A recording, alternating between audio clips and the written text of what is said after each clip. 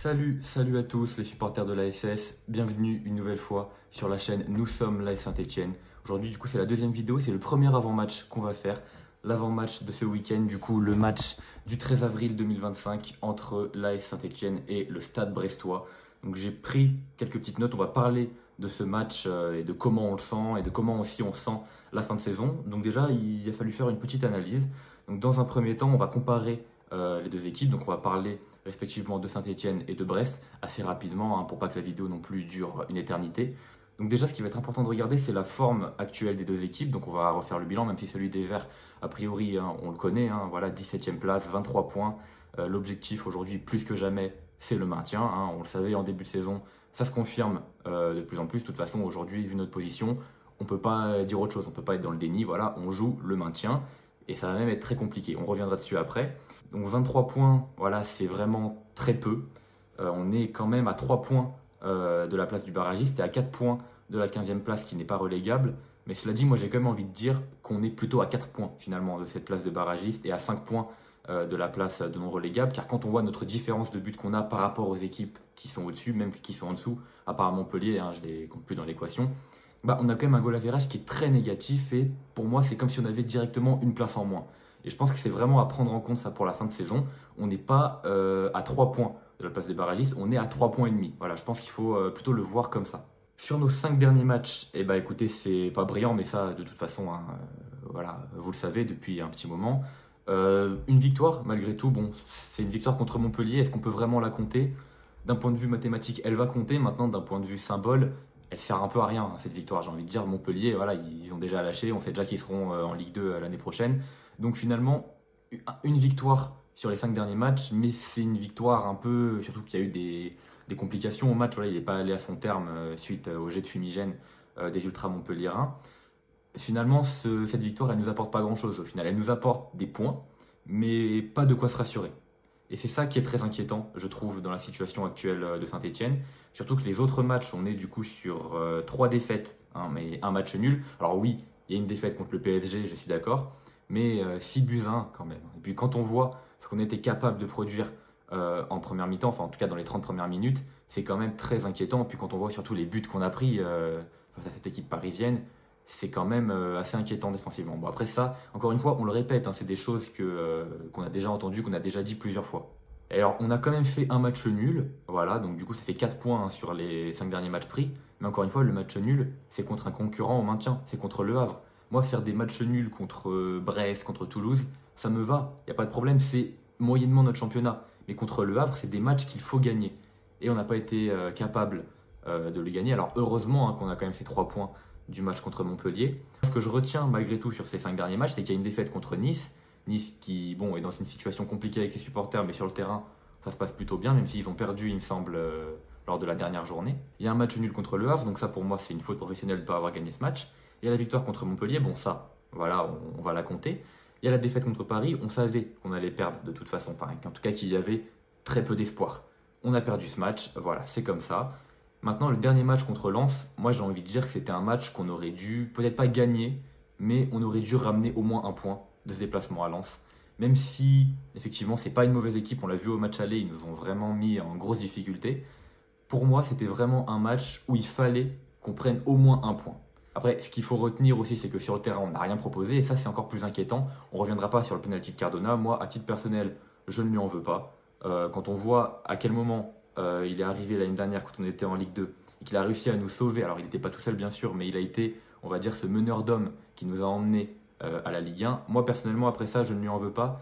Puis le penalty, voilà, écoutez, ça aurait été Zorico, peut-être qu'il l'aurait raté aussi. On peut pas savoir. Maintenant la défaite, ce qui est sûr c'est qu'elle fait mal et elle est en soi pas si dure que ça à avaler dans le sens où on n'a rien proposé. Et c'est plus ça qui est dur plus que la défaite. Ce qui est inquiétant, c'est pas la défaite en soi, c'est plutôt le fait qu'on ait été incapable de produire quelque chose. On a eu 3 occasions, si je dis pas de bêtises, dans les 10 premières minutes, dont l'occasion de Zurico Davitashvili qui malheureusement rate son contrôle face au gardien lensois. Ça aurait pu être un tournant, comme le penalty ça aurait pu en être un. Malheureusement, voilà, en seconde mi-temps, on a été incapable de réagir. On a pris ce but qui nous achève finalement et qui nous met en très mauvaise position. Maintenant, on va parler de la situation de Brest. Brest, écoutez, sur les 5 derniers matchs, c'est 3 victoires, 1 défaite et 1 nul. Donc ça fait 10 points pris sur les 5 derniers matchs. Donc c'est une très bonne tendance. Les Brestois sont vraiment en très bonne tendance. Ils sont à la 8e place en plus de ça, avec 43 points. Donc pour l'instant, Brest, ils sont à 4 points seulement de la Conference League, qui pour l'instant c'est la place de 6e il me semble, qui est occupée du coup par l'OGC Nice. Donc Nice qui a perdu son dernier match, Brest se dit qu'il y a quelque chose à jouer. Donc Brest va y aller 2 fois plus fort contre nous. Surtout que Brest ils sortent d'une victoire très importante de 2-1 contre Monaco. Donc à mon avis, ils vont vraiment se donner les moyens de gagner. Tout ça pour dire que Brest du coup a vraiment l'ascendant psychologique sur nous par rapport à ce match. Nous on est sur une mauvaise phase, on le sait. Brest ils sont sur une bonne tendance bien positive. Et c'est ça qui fait que malheureusement, on ne peut pas partir optimiste pour ce match de ce week-end. Alors du coup, maintenant, je vais en arriver à une question. Est-ce que l'AS Saint-Etienne est déjà condamné à la Ligue 2? J'ai envie de vous dire non. J'ai envie de vous dire non, même si le match contre Lens fait penser que voilà, c'était peut-être la goutte de trop. Je sais que ça a été dit par certains supporters, j'en ai discuté un petit peu avec eux. Certains pensent que c'est la goutte de trop, que c'est le match qui nous condamne finalement à la 2e division. Moi, j'ai envie de croire que non. Malheureusement, je ne suis pas si optimiste que ça et j'ai envie de dire que ce match contre Brest, si on ne prend pas minimum 1 point, ça va être très très très très compliqué. Déjà qu'on le sait, de toute façon, c'est quasiment mission impossible, on en a conscience. Mais quand on voit le reste du calendrier, quand on voit le reste des matchs à venir, moi franchement, je ne suis pas confiant. Et je pense que ce match contre Brest, ça peut être un tournant dans la saison. Ça peut être maintenant qu'on se dit, voilà, si on arrive à prendre des points finalement contre cette équipe du Stade Brestois, ça peut être un tournant. Ça peut être une source de motivation. En plus, c'est juste avant le derby. Le derby, voilà, j'ai pas besoin, je pense, de rappeler l'importance de ce match pour le moment. Il faut vraiment qu'on se donne les moyens d'aller chercher quelque chose contre cette équipe brestoise. En plus, on est à domicile, on a les supporters. C'est le moment de tout faire. C'est le moment de tout faire pour y arriver. En plus, j'ai vu du coup qu'on sera à guichet fermé. Le stade sera plein. C'est une excellente nouvelle, ça. Donc, il va falloir aller chercher de toute façon au minimum 1 point. Et si possible, les 3 points. Mais encore une fois, j'espère pas grand-chose en réalité de ce match. Pas grand-chose si ce n'est au moins un petit point. Je pense qu'on risque de prendre un ou 2 buts dans ce match. Maintenant, ça va être à nos attaquants qui sont plutôt en réussite ces derniers temps, sauf le match malheureusement, le dernier contre Lens. On est plutôt en réussite, on a marqué à quasiment tous les matchs. Il me semble qu'il y a eu celui contre Lens et celui contre Rennes depuis l'arrivée d'Eric Orneland. Donc au niveau offensif, je pense qu'il n'y a pas trop de soucis à se faire par rapport à cette équipe. Maintenant, on le sait depuis le début de saison, le problème c'est la défense. Voilà, ça on peut pas le nier, on peut pas faire autrement. Il va falloir être très solide défensivement. L'Arseneur, c'est son ancien club, il va falloir qu'il nous sorte le match parfait, j'ai envie de dire, pour éviter de prendre de buts et comme ça, éventuellement, aller grappiller une victoire et aller grappiller des points. De toute façon, c'est ce qu'il nous faut. Dans cette fin de saison, ce qu'il nous faut, c'est des points. Peu importe comment, peu importe, même si c'est sur une erreur d'arbitrage, n'importe quoi, je m'en fous, mais il nous faut des points. C'est le plus important. Donc, voilà, la mission maintien. Il faut y croire malgré tout, il faut rester solidaire derrière notre équipe. Même si je vous avoue que je continuerai toujours à y croire, hein, peu importe ce qui se passera ce week-end. Tant que mathématiquement c'est pas fini, je continuerai à y croire. Mais c'est vrai que le match de ce week-end, je me dis que ça peut être vraiment à ce moment-là que tout bascule. En cas de match nul ou de victoire, il va peut-être y avoir une volonté de l'équipe de faire mieux. En tout cas, j'espère que déjà maintenant, il y a une volonté de l'équipe de faire mieux. Mais ce que je veux dire, c'est peut-être, je sais pas, un regain d'intention, un ascendant psychologique qui va venir après. Peut-être que ça peut être un tournant de cette fin de saison. Maintenant, en cas de défaite, je pense que ce sera terminé.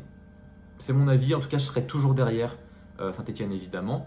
Et c'est mon avis, hein, c'est un avis qui est très subjectif. D'ailleurs, si vous pouvez me donner le vôtre en commentaire, je serai ravi de débattre avec vous là-dessus. Ça peut être intéressant qu'on partage nos opinions.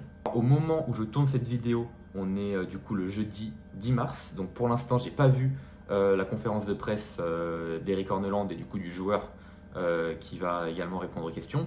Donc en ce qui concerne du coup les blessés, les absents, tout ça, à part Boaké, j'ai envie de dire qu'a priori on a tout le monde.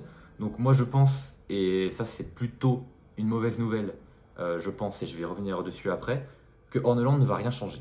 Je pense qu'il va garder la même composition. Donc moi ce que j'ai noté ce serait du coup l'Arseneur évidemment dans les buts, une défense avec Masson, Bernauer, Nadé et Petro, un milieu de terrain Ekwa, Tardieu, Bouchouari, et devant, pareil, un Cardona, Stassin et Davitashvili. De toute façon, Stassin, tu peux pas le mettre sur le banc, c'est notre meilleur joueur actuellement. C'est lui qui marque les buts, c'est lui qui fait gonfler les stats. Donc c'est important. Davitashvili, il a quand même un apport qui est important sur le terrain, dans certains matchs, donc en tous les cas, il faut le mettre. Cardona, malgré son penalty raté, je pense qu'il faut continuer à lui faire confiance. C'est un joueur voilà, qui avait pris déjà un petit peu de temps à s'adapter la saison dernière en Ligue 2. Bon, après, il s'avère que le niveau était plus faible en Ligue 2, donc il a réussi à s'adapter quand même un petit peu plus facilement. Maintenant, voilà, on est en Ligue 1. C'est un joueur qui a peut-être un niveau qui est peut-être trop juste pour la Ligue 1, mais trop haut pour la Ligue 2. Il est peut-être dans un entre-deux. Écoutez, en tout cas, moi je pense qu'on peut continuer à compter sur lui et que son penalty raté, c'est pas, voilà, c'est pas un drame en soi. Ça peut compter à la fin de la saison, mais il faudra pas lui en tenir rigueur. Voilà, en tout cas, c'est ce que je pense. Moi, ce qui me fait peur, en tout cas, dans ce que je vous dis, c'est qu'on risque a priori de partir avec la même composition. Et vu la conférence de presse d'après-match contre Lens d'Eric Orneland, il ne compte pas changer sa tactique. Il compte rester sur un 4-3-3 et sur la même tactique. Ça a bien marché lors du premier match contre Reims en début de saison quand il est arrivé. Enfin, en début de saison, en milieu de saison, mais voilà, quand Orneland est arrivé. Maintenant, je pense que c'est plus la bonne solution. On n'a pas l'effectif pour. C'est la tactique d'Orneland, c'est du pressing tout le long. Le problème, c'est que physiquement, nos joueurs ne sont pas prêts pour ça. On sait faire ça pendant 30 minutes et après, c'est terminé. Et on l'a vu sur les derniers matchs, de toute façon, qu'on joue bien les 30 premières minutes et après, plus rien. Parce que c'est un style de jeu qui ne correspond pas à nos joueurs. Pour moi, à part changer de dispositif, je vois pas comment on peut s'en sortir. Et a priori, c'est pas ce que compte faire Orneland. Orneland, j'étais mitigé quand il est arrivé, hein, pour vous dire un petit peu mon état d'esprit à moi. J'étais mitigé. Après, j'aimais bien Olivier Dalloglio, mais il faut dire ce qu'il est. Il avait peut-être pas le niveau pour la Ligue 1. Orneland, j'étais ravi quand il est arrivé après sa victoire contre Reims. J'étais très heureux. Puis avec le match contre le PSG au Parc, on s'était bien débrouillé avec le coup franc de David-Ashvili. Mais depuis, il faut dire ce qu'il est. Même si on a parfois fait quelques performances correctes, c'est le néant. Il n'y a plus qu'une seule victoire et c'était contre Montpellier. Et en plus, le match a été arrêté. Et je ne suis pas sûr que si le match avait été au bout, qu'on aurait forcément gagné ce match. Parce qu'on était quand même à 10, on subissait quand même pas mal. Il y a eu ce but de Stassin en deuxième mi-temps qui était un petit peu miraculeux. On n'aurait peut-être pas pris les 3 points sur ce match, il faut aussi se le dire. Et donc, moi, mon avis sur Orneland, c'est que c'était peut-être une erreur. Maintenant, voilà, c'est encore une fois un avis subjectif. Je suis curieux de savoir le vôtre, hein. De toute façon, on peut en débattre dans l'espace commentaire et sur Instagram. Quoi qu'il en soit, je serai au match ce week-end, du coup, au COP Nord, avec les Magic Fans, évidemment. Donc, je ne pourrai pas, je pense, faire des interviews d'avant et d'après match avec des supporters parce que je n'ai pas encore reçu pour l'instant le micro pour faire du coup, les interviews. Donc, à mon avis, ça sera pour le prochain match, pour le derby. Donc, il y aura également avant-match plus débrief.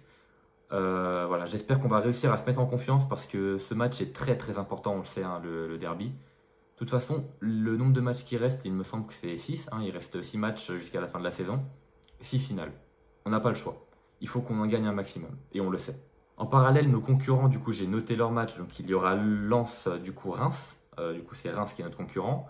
Lens qui, j'espère, va surfer sur sa victoire contre nous, du coup, du week-end dernier. Et va réussir à faire en sorte que Reims ne prenne pas de points. Ce serait vraiment très important pour nous. Le Havre qui va recevoir Rennes. Rennes qui est une équipe un peu particulière, qui quand même va un peu mieux ces derniers temps, même si c'est pas tout à fait ça. Le Havre, pareil, c'est en demi-teinte. Ça dépend vraiment des matchs. Donc moi, je vois un match nul entre les deux équipes. Maintenant, j'espère évidemment une victoire rennaise, mais je vois un match nul. Et ensuite, Angers-Montpellier, c'est un match que je trouve assez embêtant, parce que évidemment qu'on a tous envie qu'Angers ne prenne pas de points, surtout qu'ils sont sur une mauvaise série. Maintenant, Montpellier sont déjà quasiment condamnés. Ont-ils déjà lâché l'affaire? Si c'est le cas, Angers va s'amuser et va repartir avec les 3 points. C'est un match qui m'intrigue beaucoup. J'espère évidemment une victoire de Montpellier. Mais malheureusement, je pense que les Angevins vont, j'allais dire créer la surprise, mais non, finalement, vont se remettre dans le droit chemin grâce à cet adversaire montpelliérain qui donne des points gratuitement, hein, finalement, sur cette fin de saison. Donc moi je pense que Angers va gagner. C'est pour ça que le match de ce week-end pour les Verts est très très important pour ne pas être complètement largué, hein, évidemment. On va finir du coup sur le pronostic. Moi je vois un petit match nul pour nos Verts, voilà, un petit 1 but partout. Maintenant pour les buteurs, on va partir sur pourquoi pas David-Ashvili qui marquera son petit coup de pied arrêté, je ne sais pas. Attention également à pas prendre de penalty. On n'en a pas pris contre Lens, ça fait du bien. Et on est déjà je crois 15 ou 16 pénaltys encaissés depuis le début de la saison, puis en plus on n'en a pas sorti un seul. On verra comment ça va se passer. En tous les cas, moi je vois un but partout. N'hésitez pas à me dire votre pronostic également dans les commentaires. Donc voilà, c'est la fin de cet avant-match Saint-Étienne-Brest. Allez les Verts, on y croit jusqu'au bout. Et du coup, on se retrouve pour le débrief que je ferai du coup vraisemblablement lundi, voilà, qui sortira lundi. Du coup, je vous dis à lundi pour le débrief du match Saint-Étienne-Brest, en espérant qu'on ait pris le plus de points possible. Voilà.